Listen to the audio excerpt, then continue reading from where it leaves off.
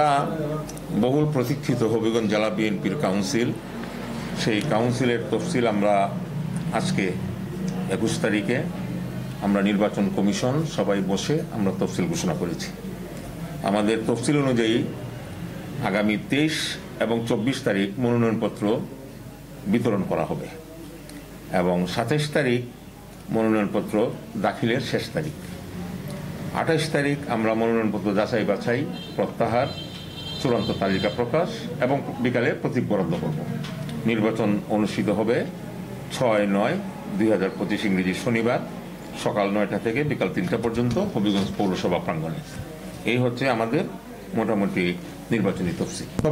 সবগুলা অনুষ্ঠানই হবে আমাদের শাস্তানগরস্থ বিএনপির দলীয় কার্যালয়ে। এটা আমাদের তফসিলে বিস্তারিত উল্লেখ আছে। আমরা সময় দিয়েছি 8 দিন। পুরো প্রক্রিয়া শেষে প্রত্যেক প্রার্থী 8 দিন সময় পাবেন নির্বাচনী প্রচারণার জন্য। এবং যেহেতু এটা দলীয় নির্বাচন, যারা প্রার্থী তাদের সাথে নেতাকর্মীদের যোগাযোগ আছে, ইতিমধ্যে তারা অনেকেই যোগাযোগ রক্ষা করে চলছেন। আশা করি যে এই সময়টা পর্যাপ্তই হবে। হ্যাঁ, এটা একটা বিশেষ শর্ত নয়, এটা আমাদের দলীয় কেন্দ্রীয়ভাবে সিদ্ধান্ত।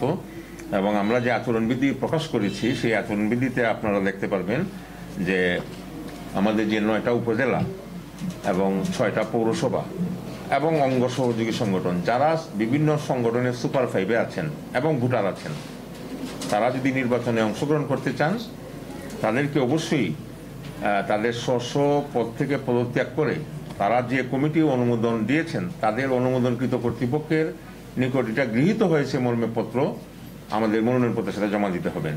এবং আরেকটা জিনিস হয়েছে যে হবিগঞ্জ জেলা বিএনপির কনভেনার অথবা জয়েন্ট কনভেনার যদি নির্বাচন করতে চান কেউ, উনাকেও উনার পদ থেকে পদত্যাগ করে অনুমোদনকৃত কর্তৃপক্ষের নিকট থেকে পদত্যাগপত্র গৃহীত হয়েছে মর্মে পত্র আমাদের মনোনয়নপত্রের সাথে সংযুক্ত করবেন।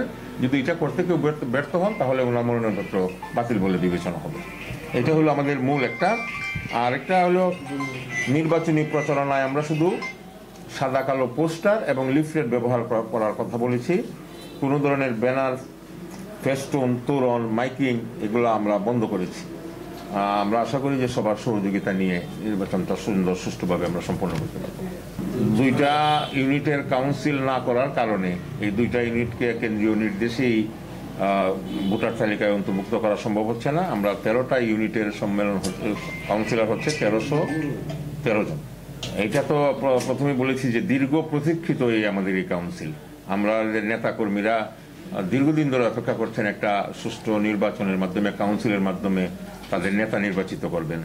এটা আমাদের কেন্দ্রীয়, আমাদের ভারপ্রাপ্ত চেয়ারম্যান জনাব তারেক রহমানের নির্দেশে আমাদের এই কাউন্সিল অনুষ্ঠিত হচ্ছে। এবং ইতিমধ্যে প্রত্যেকটা থানা থেকে আমাদের সঙ্গে যোগাযোগ করা হচ্ছে কবে কাউন্সিল, তারা কিভাবে ভোট দেবে, কোথায় দেবে। আশা করি একটা উৎসবমুখর পরিবেশে নির্বাচন হবে এবং সুন্দর সুষ্ঠুভাবে নির্বাচন হবে। এই ব্যাপারে আমি সাংবাদিক ভাইদের আপনাদেরও সহযোগিতা কামনা করি।